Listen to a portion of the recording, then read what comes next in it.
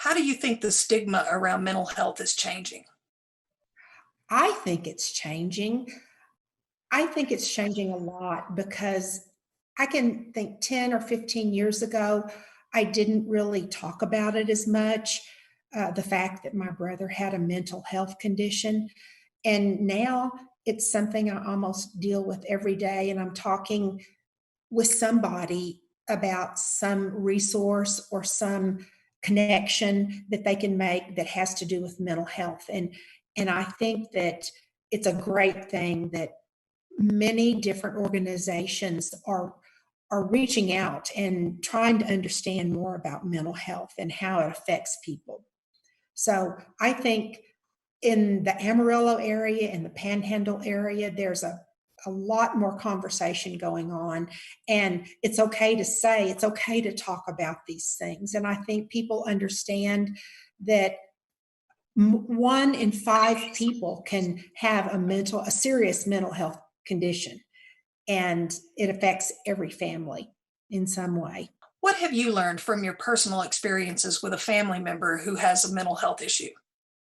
My brother is diagnosed with schizoaffective, and that schizophrenia is a brain disorder where it's the the neurons, the neurotransmitters do not function properly on the neurons.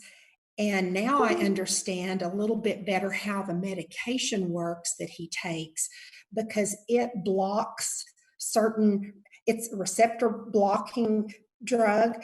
And it just helps me understand that it really is a chemical imbalance in the brain that causes mental illness. An illness, and it can be related to having an illness like diabetes or cancer or many other diseases that people have. It really is a an illness that where the brain is not functioning properly. And so medication is very helpful. If you have a family member who has a mental health issue, what are some things you can do to help?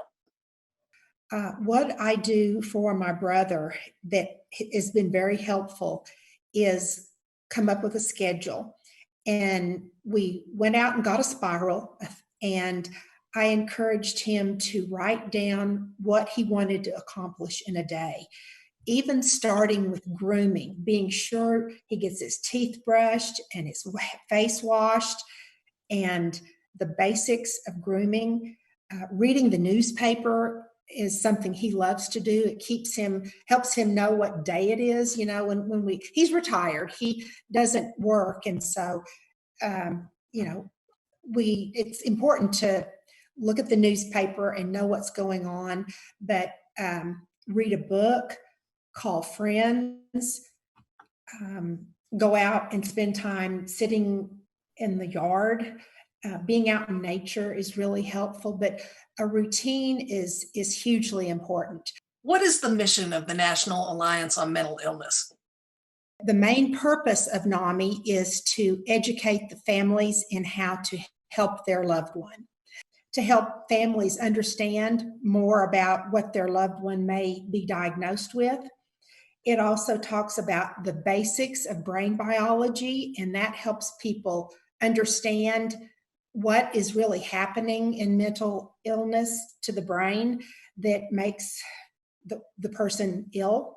NAMI's purpose is to reach out to the families and help educate them in ways to help them understand their loved one. And so I've learned so much about everything about mental illness. And one of the things we learn is self-care. And so I've discovered how important it is for myself to get away during the day for a little while, whether it's I have plenty of time around the house to take care of myself, but it's important to exercise and take time for myself